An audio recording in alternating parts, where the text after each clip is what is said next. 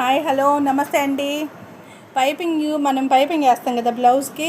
చూడండి, హాఫ్ మీటర్లో చూపిస్తున్నా. ఒకే single folding అనమాట. ఇలా ఫోల్డ్ చేసుకుంటే మనం కోణం షేప్లో చూడండి అలా ఫోల్డ్ చేసి ఒక కుట్టేసేసుకోండి. మనకు వేస్ట్ పోదనమాట. దీంట్లో చాలా జాకెట్లకు వచ్చిద్దండి, సేవ్ అయ్యిద్ది మన క్లాత్. అలా స్ట్రైట్గా కుట్టేసేసుకోండి. వేసేసుకొని దాన్ని కొంచెం మనం స్టార్టింగ్ వేస్ట్ అయిపోయింది అంతే. కానీ మనం మామూలుగా యూస్ చేసే కన్నా ఇలా కుట్టుకొని యూస్ చేస్తే చాలా జాకెట్లకు వస్తాయండి. ట్రై చేసి చూడండి, నచ్చితే ఖచ్చితంగా నచ్చిద్ది.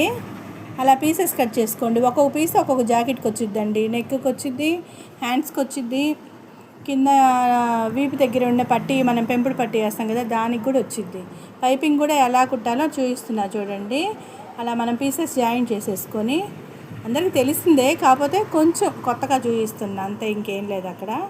అలా జాయిన్ చేసుకోండి. చేసేసి మనం థ్రెడ్ పైపింగ్ ఉండేది. ఇలాంటివి మనకు మెయిన్ కలర్స్ దొరుకుతాయి కదండి. మెయిన్ కలర్స్ ఎక్కువ కలర్స్ అన్నీ మనం ఇలా పైపింగ్ ఖాళీగా ఉన్నప్పుడు ఖాళీ టైంలో రెడీ చేసి పెట్టుకుంటే జాకెట్ తొందరగా కుట్టచ్చు మనము.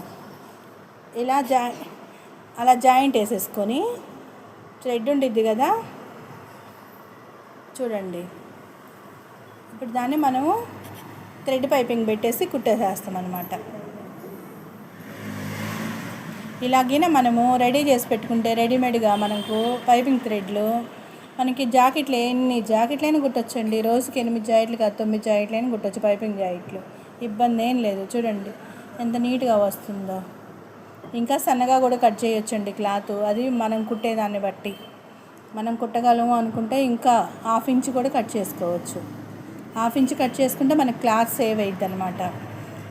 అదే మనము మామూలుగా గీసుకొని అట్లా కట్ చేస్తే ఎంత వేస్ట్ పోయిద్దో.